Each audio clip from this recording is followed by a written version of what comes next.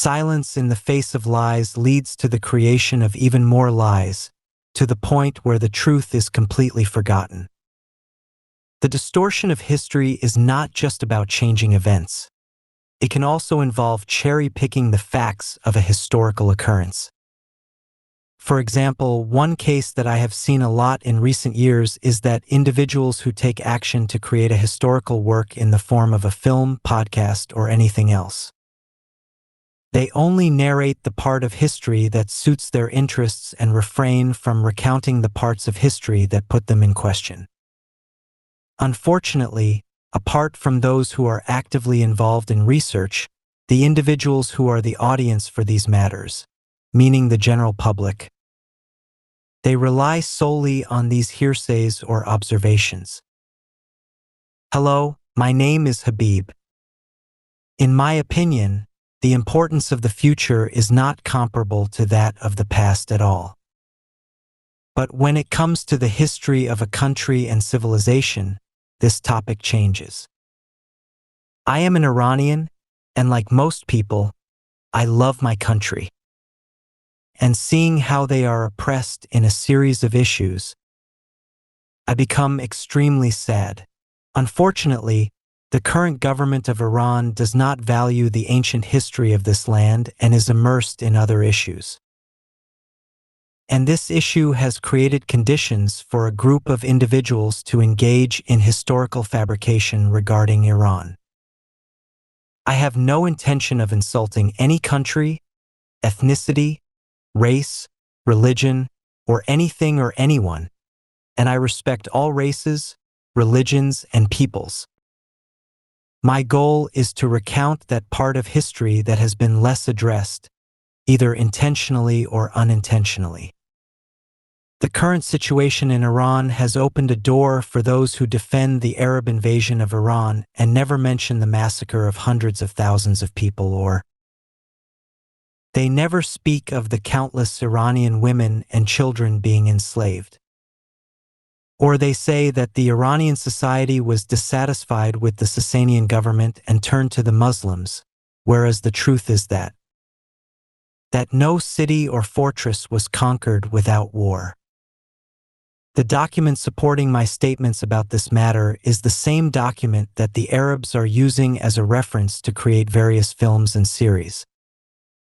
The author of the book that I consider a document is himself a Muslim and always refers to Iranians as polytheists and infidels. And of course, history is written by the victors.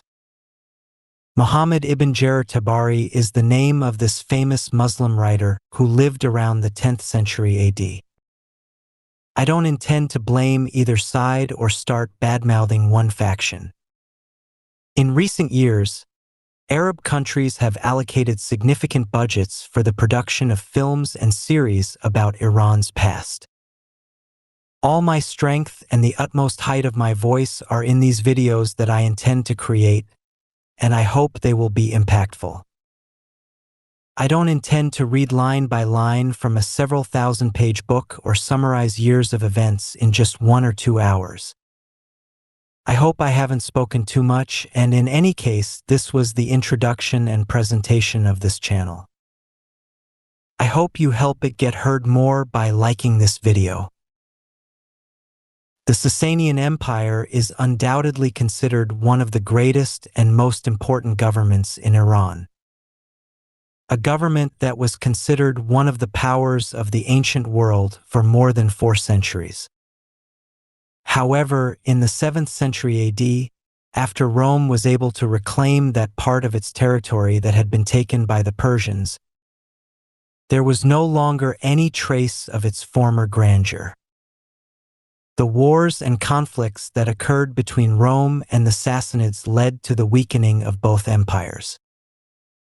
Especially after the last powerful king of this dynasty, Khosrow Perviz, internal conflicts among the courtiers became unimaginable. The conflicts became so frequent that in less than just 2 years, more than 10 or 15 kings ascended to the throne. Those who were lucky were merely dismissed. However, a little further away in the Arabian Peninsula, people who had recently been at war with one another were now united under the banner of Islam, and they had the ambition to conquer new lands. Muslims began to invade the lands of their neighbors under the banner of spreading Islam. The army led by Khalid ibn Walid, one of the greatest commanders in Islamic history, attacked the borders of the Sassanids and was able to occupy parts of Iranian territory. The leaders of the Iranian government, however, seemed to be in another world, placing one king after another on the throne. The people of Iran, who were witnessing the situation and saw the future of their country in danger, approached two of the prominent figures of that time and spoke with them. They made it clear that if the courtiers do not put an end to these internal conflicts, they will kill all the courtiers. After a while, the court conflicts subsided, and the leaders sought a boy from the royal family to place on the throne. But alas, there was not a single one. That all of them had been killed during this period of conflict. Finally, after a lot of inquiries, they managed to find a boy from the Khosrow lineage whose mother had sent him out of the palace to save his life. They brought the boy to the palace and seated him on the throne. His name was Yazdjerd, known in history as Yazdjerd III. A boy who was only 21 years old, had no knowledge of politics, and was unfamiliar with war. Despite all this, all the courtiers became obedient and compliant to him. After a long time, the internal situation of the country calmed down a bit and was on the mend when the news of these matters reached the second caliph, Omar.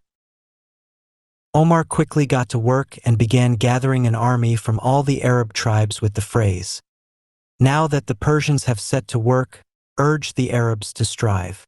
Anyone who had a horse or sword," he summoned to the army by force. In a short time, an army was sent to Iran under the command of Sa'd ibn Abi Waqqas. Omar knew that the sooner he took action and launched an attack on Iranian soil, the greater his chances of victory in the war would be. Anyway, Sa'd ibn Abi Waqqas, along with an army of over 30,000 soldiers, went to a place in Iranian territory called Qadisiyah and camped there. In a letter, Omar said to Sa'd, "When you reach Qadisiyah, stay right there, for the Persians will come to you themselves.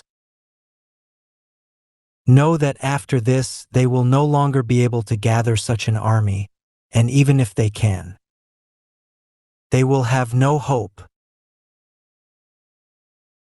The Arab army had been camped in Qadisiyah for about a month, and no action had been taken by the Iranian government, nor had a commander been appointed for the army. All the villages surrounding Qadisiyah abandoned their homes and lived out of fear of the Muslims and moved to other places. In just one night, Muslims were able to attack a caravan, killing the guards and capturing around 400 women, along with a significant amount of wealth, which they divided among themselves in their camp. Finally, news came to Sa'd that an army of Persians, led by Rustam Farrukhzad and accompanied by elephants, was on its way to them. Sa'd sent a number of Arab dignitaries to the capital of Iran, namely Ctesiphon, to invite Yazdjerd to Islam.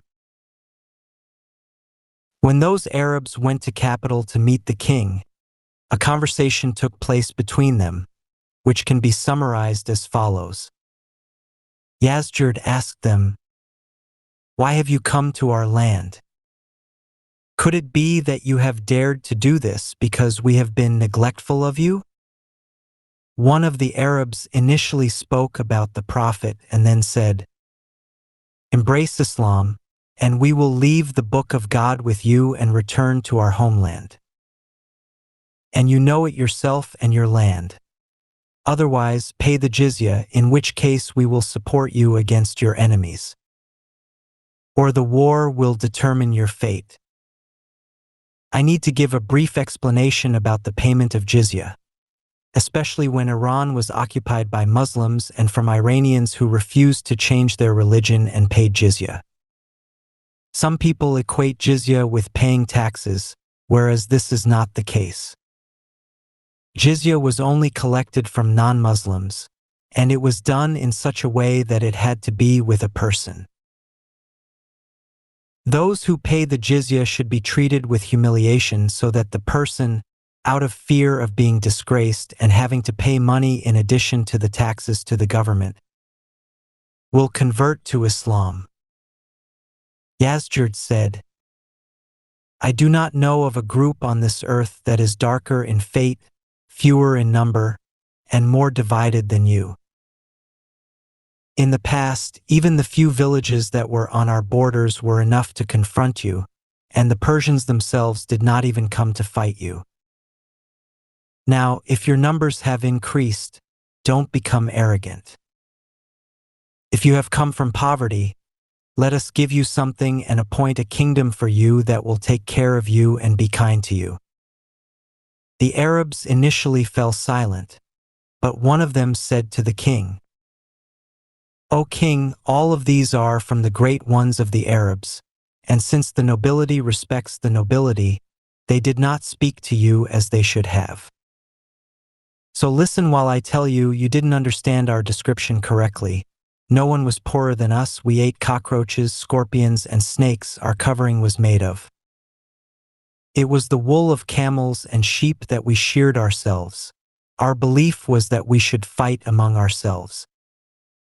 We would bury our daughters alive so they wouldn't eat our food. Until a prophet came to us from God, calling us to the religion of God, and by God's permission we embraced his faith. Then God said, invite people to the religion of Islam. If they accept, they must act according to the rules of Islam just like you. If they do not accept, take jizya from them, and if they resist, fight them. I will take those of you who are killed to paradise, and whoever survives, I will make victorious over the enemy. Well, if you want to pay jizya and submit, that's fine. Otherwise, the sword is at hand, unless you save yourself by converting to Islam. The king said, do you speak to me like this? If it weren't for the fact that the sender shouldn't be killed, I would have killed you.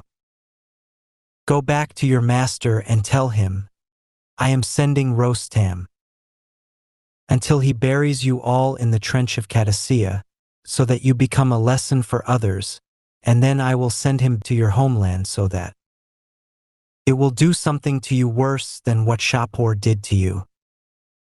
Then Yazjud ordered that some soil be gathered on the Great One to humiliate them. One of the Muslims threw the bag of soil over his shoulder, and they all came out from there.